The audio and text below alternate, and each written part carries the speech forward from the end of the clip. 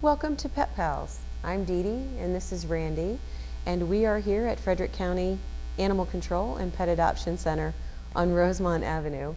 And as we do every week, we're going to introduce you to some of our adoptable pets.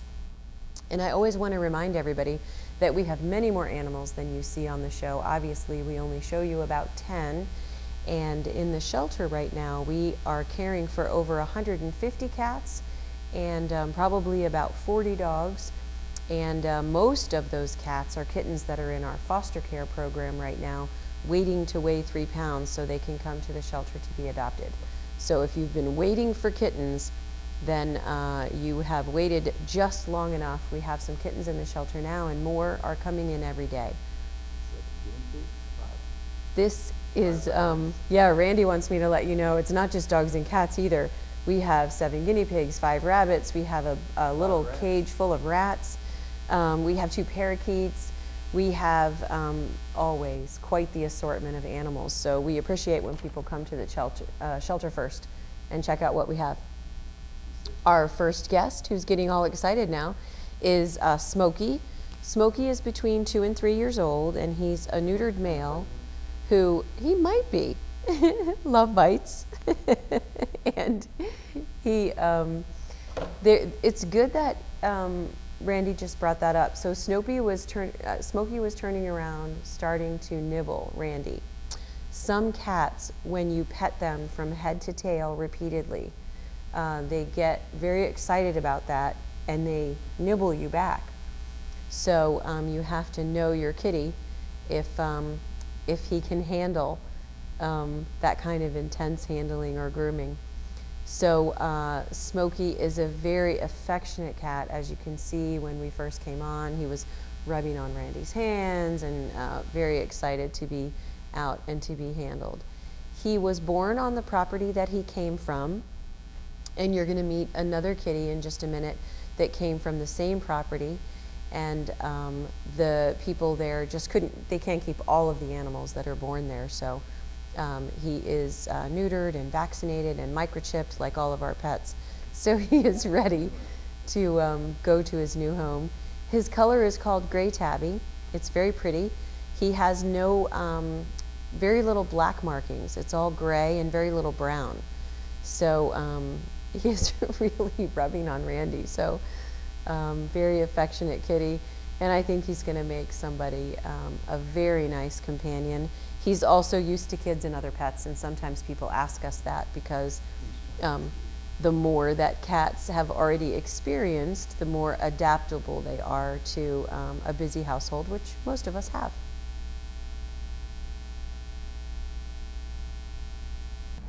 Our next guest is Hermione, and Hermione comes from the same place as Smokey came from. She's a little younger.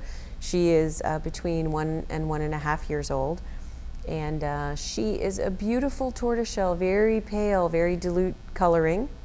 And of course that makes her a girl, and she is used to the same kids and other pets as Smokey. She's also, because she's used to other cats, makes it easy to choose, not easy for Randy to hold. A lot of cats that have grown up outdoors on a property like these 2 kitties, like Smokey and Hermione, are very bold, very experienced, very outgoing, and that makes for a great, flexible, resilient, adjustable cat. But it also means when we bring them to a strange place with a bunch of strangers, they're not daunted in the least. She would just get down, walk all around this room, say hi to everybody. So she is done sitting on Randy's lap, and she is ready to stroll around and see what else this room might have to offer. And that's why we always talk about the importance of coming and meeting the cats before you choose, because just like people, they're all individuals. They're so different, and you want to make sure that you find one with whom you are compatible. Randy's doing his best to occupy her social stay.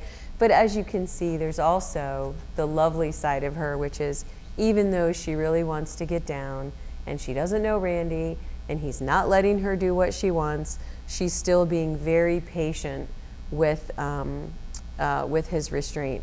We do get some little kittens and cats in here, I'm sure you've seen it, that when Randy won't let them down, they'll even swat at him or you know, tell him that they're not going to negotiate in any way. So we're going to let her go back because although she would love to run around this room, it's not perfectly cat safe. So we can't actually let her have everything that she wants, and hopefully she's going to find a home with someone who can. Our next guest is Georgia. And Georgia is the typical tortoiseshell color. You just saw Hermione, which was the diluted tortoiseshell. This is the black and orange version. Lots of people like it. It's very striking looking and beautiful, and not that the cat's color matters, but there are so many cats here that there has to be something that helps you choose. And that's definitely one of the characteristics that draws people to a certain cage or a certain cat. And Georgia is a stray, so she had a name. We don't know it because she wasn't wearing a collar or tags. And I cannot stress enough how important it is for your pets to be wearing some form of ID. A microchip is really the best because it can't fall off and we can always find it, but that only works if you keep the information updated. Because as you know, we had this little dog here last week, Sprinkles, who had a microchip that had never been registered. So we couldn't find her owner for like 10 days. But eventually we did. And one of the reasons it took so long was her particular owner called and left a message at the Humane Society that she was missing her dog. She didn't understand that the Humane Society is a separate charity that doesn't have a shelter. And they do work with victims of domestic violence, helping them keep their pets if they have to go to a shelter. They have grief counseling for people who have lost their pets. They do low cost and even free spay-and-neuter programs, but they don't take in stray animals. We have the stray animals on Rosemont Avenue, and we are Frederick County Animal Control and Pet Adoption Center. We're not called the Humane Society. So please, if you have a pet, think about how you can put some ID on your pet. I know a lot of people are worried that cats will get tangled up if they're wearing a collar, so you can buy a breakaway collar, or you can take a nice piece of elastic from Joann's Fabric and just take a laundry pen and write your phone number on it and put a snap on it and let your cat wear that. It will either unsnap or stretch off, and it will not hurt your cat. Yeah, that Randy brought up a good point. If you come to our microchip clinic where it's $15 to get a microchip, then that's the cost of about 3 collars. So if your cat keeps losing her collars, microchip's even cheaper. So, and definitely a way that we can reunite you with your cat, which is really what we wish we could do for all of them, because half of the 5,000 animals that come to the shelter come here lost. So if we could find all the owners of all the pets, we would be done by half our task of rehoming and reuniting animals. Our next feline guest is Lucky, and Lucky is not so lucky. He ended up in the animal shelter because he came from a home with multiple cats, and one or more of the cats in the house was not using the litter box. So Lucky is here. We do a little monitoring card where we write down every day if he uses the litter box or not, and he's been very good here. So he might not be the cat to blame, but he actually could be, because what happens in multiple cat households, and that means 3 or more, is that there are some cats who won't share their litter box with certain other cats they don't like. And if you've ever been to a huge event and walked into a porta potty, walked right back out and said, never mind, that's exactly what happens to these kitties. They're neat and clean in particular, and they don't want to share with another cat. Also, there are cats who won't use the litter box if you don't keep it clean. There are also cats who won't urinate and defecate in the same box. So yeah, Randy said he's trembling. So he's also a sensitive kitty, so it makes sense that if he was being bullied by one of the other cats at the litter box, that he would be deflected. So if you have more than one cat, the ideal number of litter boxes is cats plus 1. That means if you have 3 cats, you need 4. If you have 2 cats, you need 3. And a lot of people say, I am not having 3 litter boxes. Okay, understand, that's a burden on you. But then you may very well have unhappy kitties who tell you this by not using a litter box that's not up to their standards. So when he came here, we put a card on his cage so that every day someone could write down what his litter box behavior was. And we do not, he is litter trained and he is a good boy. So we do not find that problem here, but it may be because whatever other cats he was living with was a bad mix. He's also very sweet and tender. As Randy said, he was trembling when he first came in, so a sensitive boy. And I think he needs somebody who's going to be patient and sensitive with him. And if possible, it would be really great if he could find a home without other kitties. And I understand that's asking a lot because most people who love cats already have one. But if you are in the position of looking for your first cat, or perhaps having just one cat, or you know someone, then let them come in and meet him, because we think he's wonderful. We will certainly share with you all of the history that we have on him so that you can make a good decision for seeing if it's going to be a good match. We are back with our last cat guest. This is Scooby. Scooby is a medium-haired black and white kitty. And a lot of times people ask if long-haired cats shed more than short-haired cats. And I'm not sure where that comes from, but the answer is no. All cats shed, despite what anyone might tell you about hypoallergenic breeds. It's not true, because what you're allergic to is protein in cat saliva. And since cats lick their fur to stay clean, all of their hair has saliva on it. So if you have cat allergies, it will not matter if the cat's hair is long or short. However, some individual cats shed more than other individual cats, but it's not based on length of hair. Scooby is a spayed female, and she came to us from a situation where there were over 20 kitties. And this situation, all the cats were healthy and they were outgoing. There was an upper respiratory infection going around among them. But this is a problem that people have when they don't spay or neuter, because so you take in an unspayed cat and she has 4 kittens and you don't have enough money to spay and neuter them, and then 2 of them have a litter of kittens. So now you have 15 cats. It happens within 6 months. It's that quick. So it is really important to spay and neuter, and if you need help with that, we know several organizations that will financially help. And you also can go to the Humane Society's Quick Fix and just get all the boys fixed. If they're indoor only, it's inexpensive to do it that way, and then over time you can save up and have the girls spayed. But as we were just talking about litter box problem in multiple cat households, keeping that many cats also has its own headaches you might not want to put up with. So we do recommend spaying and neutering just to prevent you from falling in love with 10 individual cats that won't be happy staying together forever. If a cat is not for you, then stay tuned. We're going to come back after a break with more animals from the Pet Adoption Center on Rosemont Avenue, and hopefully we'll make some matches today.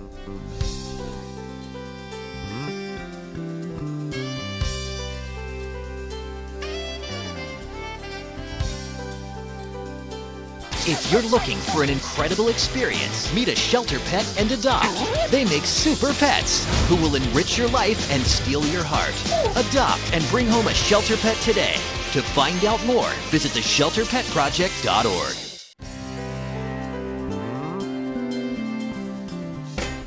Welcome back to Pet Pals. We are back with some dogs for you to view and see if we can make any matches. This first dog is Danny, and Danny is an American Staffordshire Bull Terrier. He is just beautiful. Hi, sweetie. And such a nice little dog. One of the problems for these little guys is that they are very similar to American Pit Bull Terriers. In fact, they share some of the same ancestors. The American Staffordshire Terriers went with the AKC, and the American Pit Bull Terriers went with the UKC as far as stud books and registries goes. None of that matters. What matters is that these nice little dogs are often maligned because of all the myths about them. And one of them is that they have locking jaws, which they don't. One of them is that they have a greater jaw pressure than a German Shepherd, which they also don't.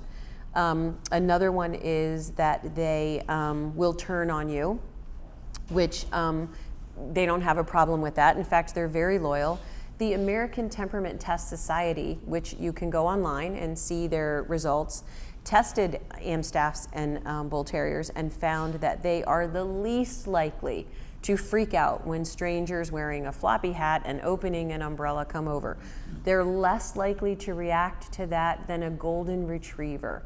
So one of the reasons that these dogs have gotten a bad reputation is that they are used for dog fighting, and there's a population of people who want them just because they have a big and bad reputation. Those people who get a dog for those reasons, just the reason of status and seeming scary, also tend to not follow the law, and they let their dogs run loose. Well, any dogs that run loose are going to learn to be naughty, to grab things that aren't theirs, to get into trash, to bark at people they don't know, and without the guidance of an owner that says, you know, don't jump on people, don't grab shopping bags, these guys get in trouble. The other thing that they're used for is for farm dogs. So they are supposed to catch rats in a barn and dispatch them. They are supposed to guard some of the animals on the farm from intruders. And so these little farm dogs can often get into trouble by getting in tangles with cats if they're allowed to run loose, or going after tiny dogs. So it is very important, and as you can see, I mean, what a sweetie. He's very low key and just a lovely, lovely dog. And we will microchip him and neuter him, and he's gonna make somebody very happy. This is Louie, and Louie is some cute, beautiful, we put terrier mix, but he's got fur like a Maltese, and he is only 4 months old. So as you all probably know by now, with puppies, we take 4 applications and find the best match. And yes, it makes 3 families very disappointed when they're not the chosen family. And what's so hard about that is that we're not saying that those 3 families, we don't want to give them a puppy. No way. I mean, if we had 4 puppies, we would love to give out 4 puppies, but we don't want more animals coming to the shelter. We will be happy to help you find other sources for puppies that are reliable. We only get 300 a year. So some of the puppies that come to us have already failed in their home once, or they wouldn't be here. And what happens is people get a tiny puppy, and they think this will be great. They go to work all day, which is 8 hours plus an hour commute each way. They come home, the puppy is starved for attention and has chewed up something while he was home alone for 12 hours. And he's not getting house trained because no one's there teaching him not to go to the bathroom in the house. Or he spends all that time crated, and that way when you come home, he's hyper. So people bring him here saying, what were we thinking? We can't have a puppy. So we don't want the puppy to go through that again, because he's now on borrowed time in the learning window. So he is 4 months old and has already met a bunch of people and been a bunch of places, and you can see he's outgoing. He's a bit of a barker because he's a tiny dog, not doing that now, but you know, if you had him in an apartment, he would bark whenever he heard footsteps on the stairs. That could get you in trouble with your landlord. Obviously, if he was alone for 12 hours at a time, he might cry for part of that time. That could get you in trouble with your neighbors. So we definitely want to find someone who has raised puppies before, knows what they're in for, so he doesn't have to go through a series of homes until he gets trained and settled in and makes somebody really happy. He is just so cute. It would be very easy for someone to hear me saying all of what I just said and say, I'll be able to do it. I'm already in love with him.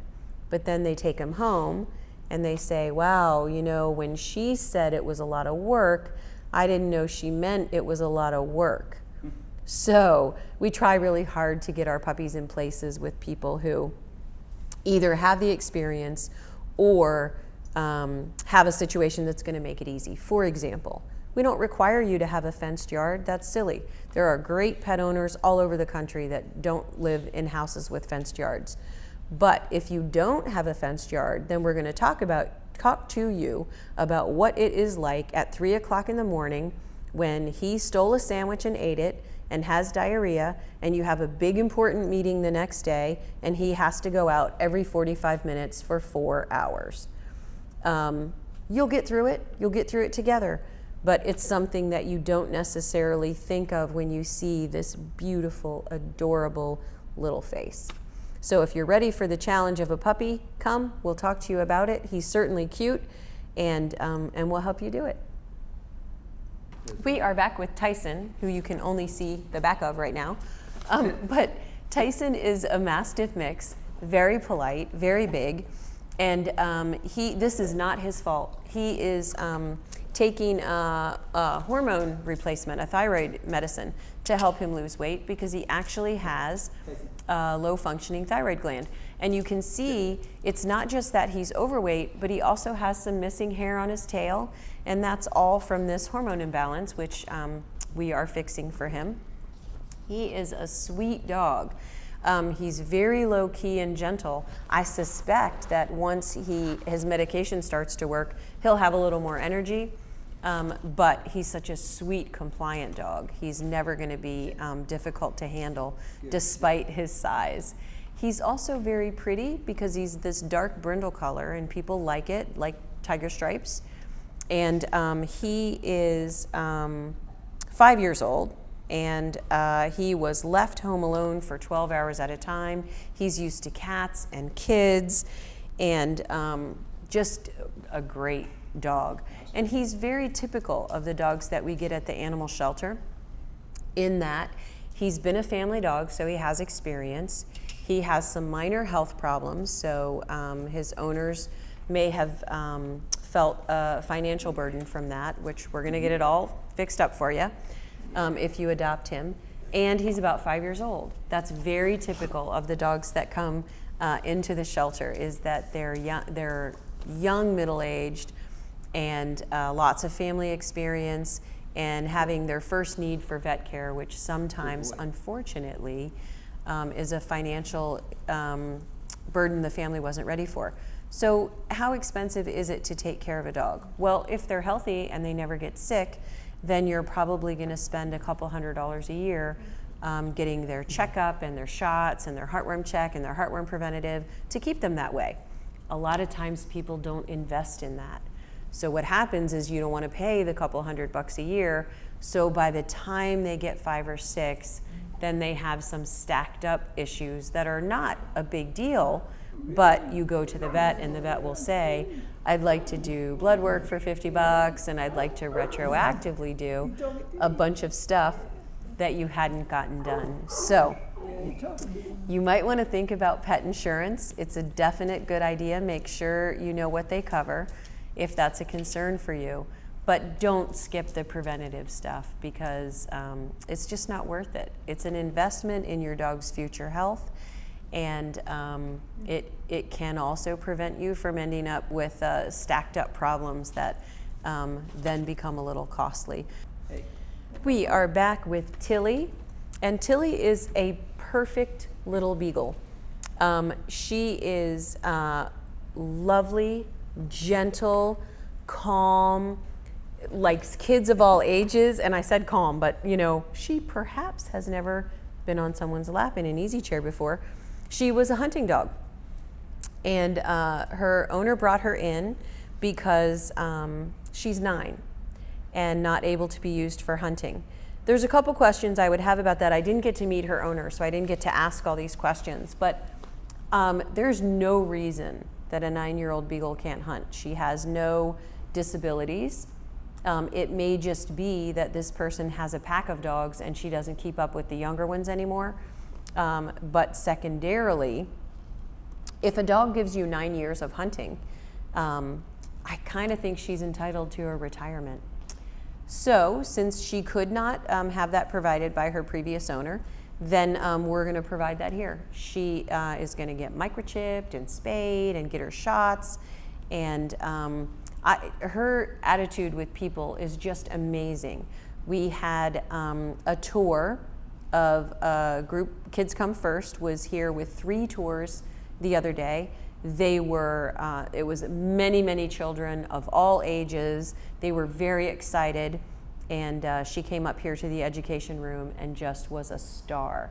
Greeted each and every kid, gently and politely wagged her tail the whole time. They were squealing and excited. She handled all of it and was just a doll. So whoever takes Tilly home is going to be a very lucky beagle owner indeed. We are back with our last doggy guest. This is Benton. And Benton is only 9 months old, so we're gonna handle him the same way as Louie, where we take 4 applications and find the best match. And this is a perfect example of why we do it. Can you imagine the difference between the family that's gonna match with Louie and the family that's gonna match with Benton?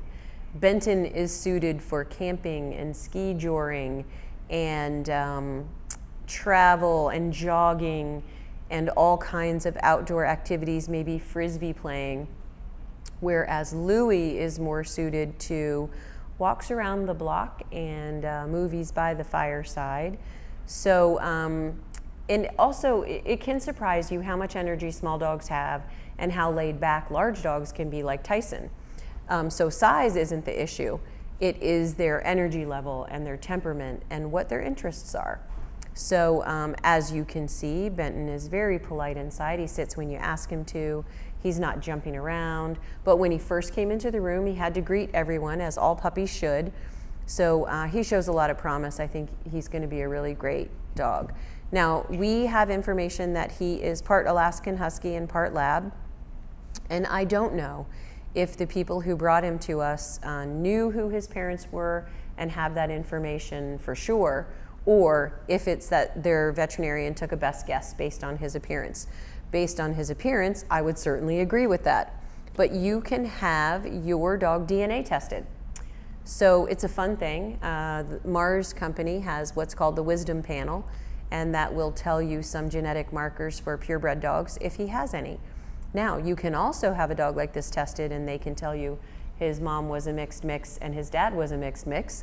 And he looks very typical of what dogs look like when they have no purebred heritage. Medium size, prick-eared, medium coat, and mixed colors. However, that's what Alaskan Huskies are. They are generic dogs that are used to do some work in Alaska, from helping with hunting to pulling cross-country skis to even pulling a dog sled. Now, Randy commented when he came up that he's not a bad leash puller, so he doesn't have any problems with that. He's just a young dog that is ready for some good training. So if you are interested in one of the animals that you've seen today, please let us know, or go to their Pet Finder page or their Petango page and print out their profile and share it on social networking. You can take the link at the bottom of the page and share it on your own social network sites, and with friends that you have. You can even print it out and post it someplace you're allowed to post it. All of that helps us, and I do appreciate all that you do every time we have a new episode to get the word out about these wonderful animals and their need for a new home. Thanks for joining us on Pet Pals, and we'll see you next time.